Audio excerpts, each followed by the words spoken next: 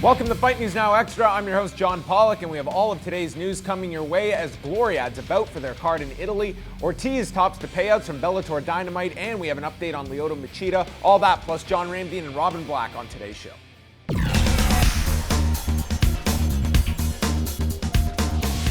It was reported by Ariel Helwani on UFC Tonight that Lyoto Machida is taking a break from mixed martial arts, but will be returning at an undisclosed time. Machida stated that when he does return, the 37-year-old middleweight would like to fight Michael Bisping. This comes after consecutive losses to Luke Rockhold and Yoel Romero and requiring nasal surgery after the loss to Romero from this past June. The California State Athletic Commission has released the purse numbers from this past Saturday's Bellator Dynamite card from San Jose. Fedor Ortiz topped the list, earning $300,000 for his fight with light heavyweight champion Liam McGeary, who conversely made $50,000 for his championship title defense. Phil Davis also made $130,000 for his two bouts as he won the light heavyweight tournament with wins over former champion Emmanuel Newton and stopping Francis Carmont in the finals. Glory has announced that Giorgio Petrosian is set to return at the November 6th Glory 25 event in Italy and is set to fight Canadian Josh Johnsey. While Petrosian has been active this year with 3 fights, he has not fought for Glory since November of 2013, where he lost to Andy Risky in the semifinals of the Lightweight World Championship Tournament. This coming Saturday night, tune in at 8 p.m. Eastern Time to see the live prelims from the Saitama Super Arena as 4 fights are coming your way exclusively in Canada on Fight Network. I'm here with John Ramdien and Robin Black.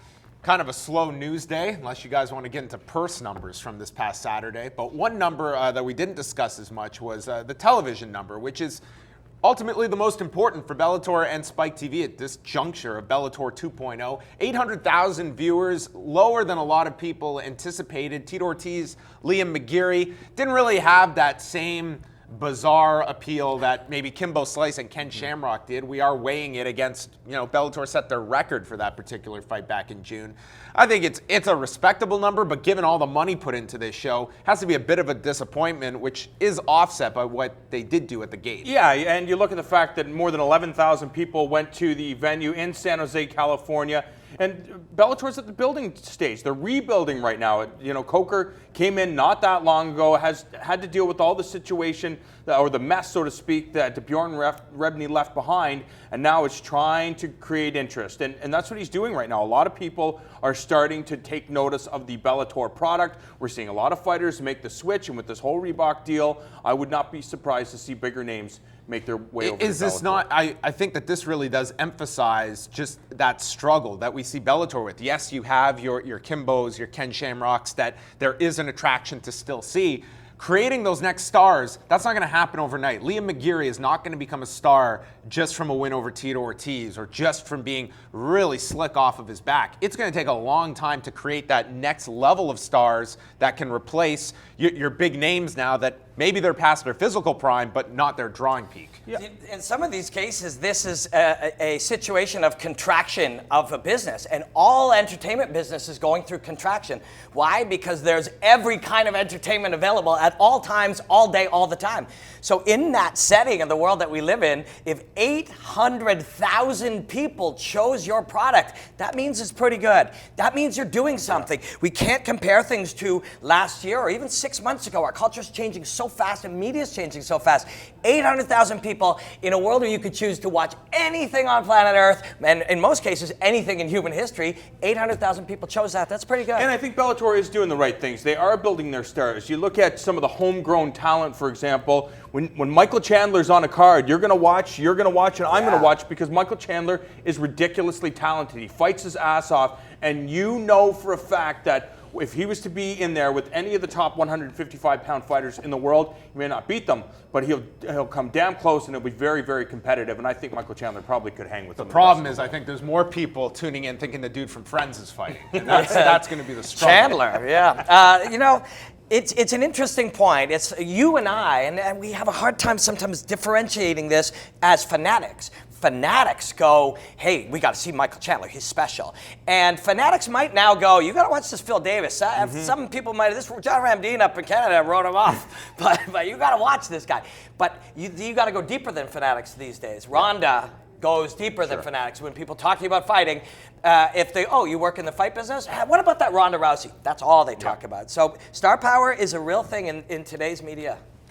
We haven't talked too much about it this week, the signing of Fedor Emelianenko, and now people focusing on New Year's Eve. I think from a timing standpoint, it was great for them because this weekend the UFC is back in Japan, and I think it naturally lends itself to looking back to the past and when Japan was such a hotbed, and now Sakakibara is going to try to recreate that on New Year's Eve.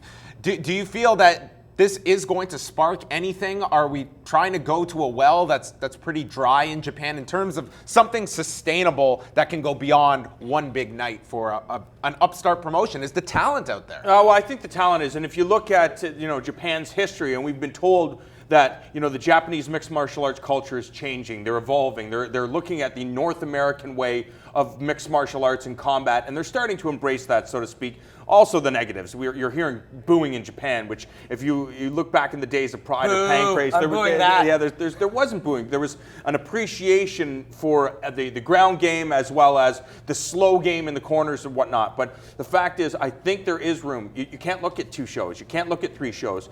You have to focus on the 1 show that you have on New Year's Eve, create the interest, and there are enough stars, right? You put Shinya Aoki on a card in Japan, he's going to draw that interest. He might fight Fedor. Well, maybe. I mean, didn't they have a grappling match before? Didn't that happen? I used to be a bit of a Fedor hater, and I literally got death threats, and I'm not kidding. People emailed me and threatened to slit my throat because I didn't buy into the full Fedor thing. For real. They really did. They threatened to kill me. But now people are mad. People are all mad. Oh, Fedor, he's a coward and all this stuff. Listen, man, one thing you got to give Fedor respect for, Fedor never cared what anybody thought. That includes me. That includes all of us. Yeah. Fedor goes to make money where Fedor can make money. He's going to make the most money he can on a night where it's all about Fedor fighting the least challenging opponent. Good for him, I guess. All right, that's going to wrap it up for us. Thank you for tuning in. Fight News Now Extra continues.